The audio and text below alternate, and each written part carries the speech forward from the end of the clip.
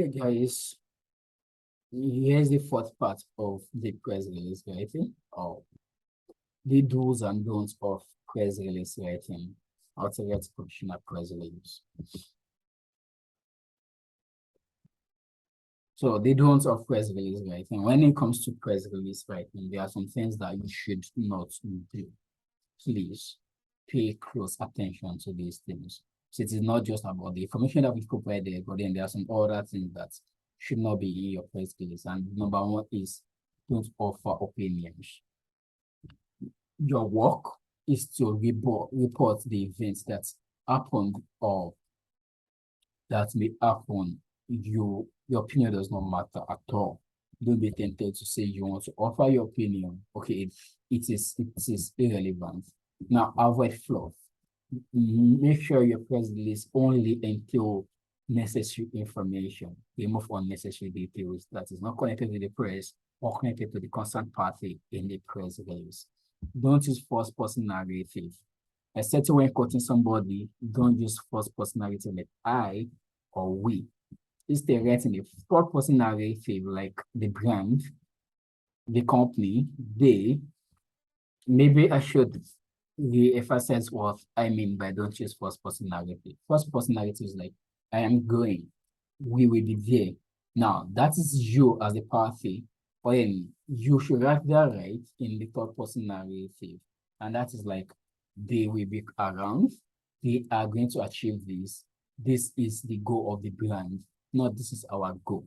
The only situation where you use the first-person narrative is when you are quoting somebody, then that is why it's always in quotation. So you just know that this is the company representative talking. Don't advertise, even though you may praise adjectives like leading tech company in Nigeria, etc.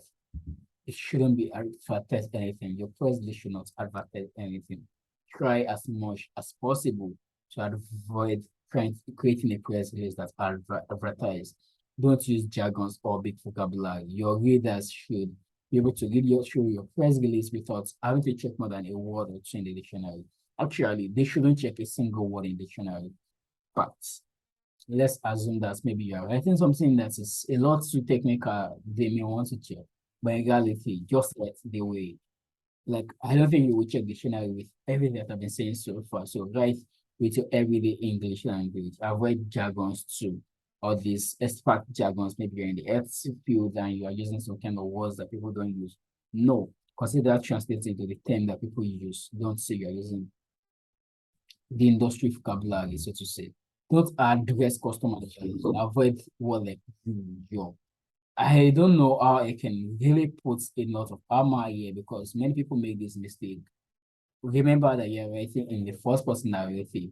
Don't address the customer or the readers directly. Don't say you will be able to achieve this. Your work will be published here. The company is going to help you achieve this. No, the company is going to help people achieve this. The company is going to help individuals achieve this. The company is going to achieve this. The company is going to provide this kind of support to Nigerians, not to you Nigerians, or not to we Nigerians. No, please avoid your at all costs. Like avoid it at all costs. Again, avoid your at all costs. Don't make the mistake. The second you make the mistake, we are no longer writing a press release. I don't know what you are now writing. So make sure you avoid yours, like your, we, and the likes. So address the readers like we don't even know them. The company is going to help this and this number of people to achieve these results. Now, that's the do's, don'ts of press release. Now, what we are going to look at next is the do's.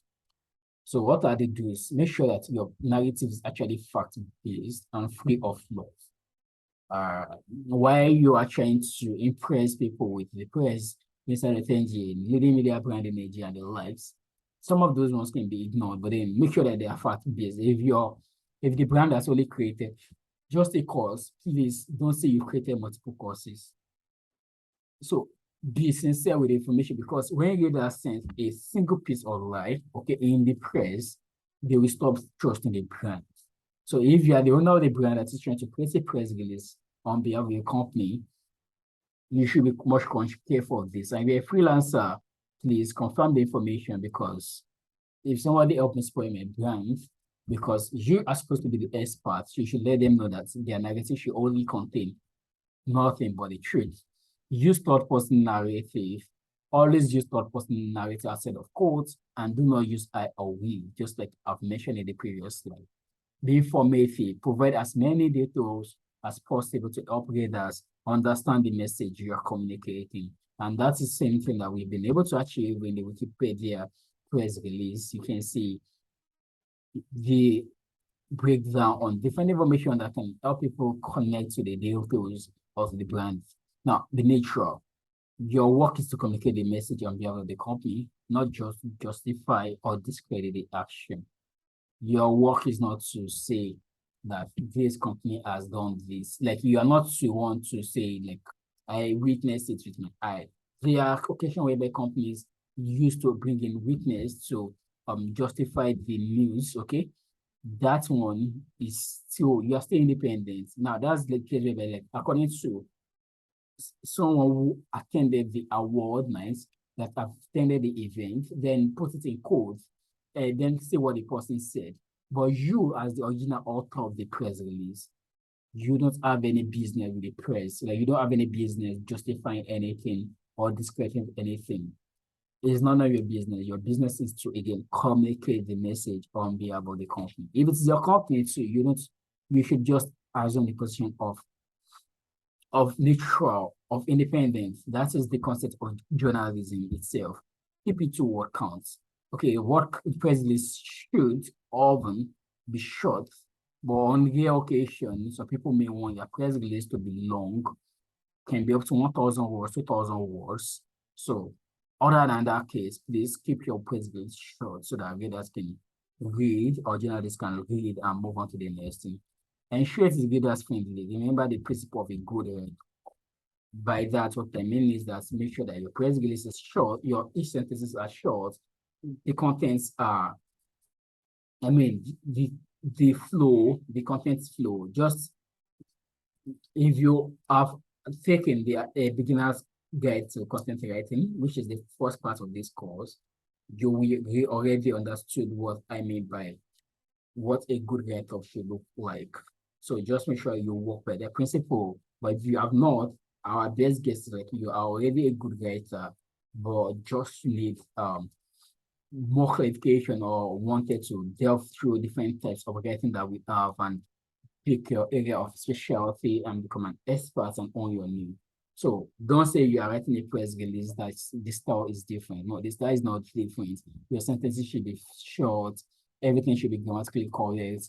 Use punctuation when due and all those things. Also, those kind of rules still govern press release writing. Now, remember the don'ts and the do's. There's one that I'm going to really set again. Don't use you or your press release. You have to occupy a position of independence, of neutrality.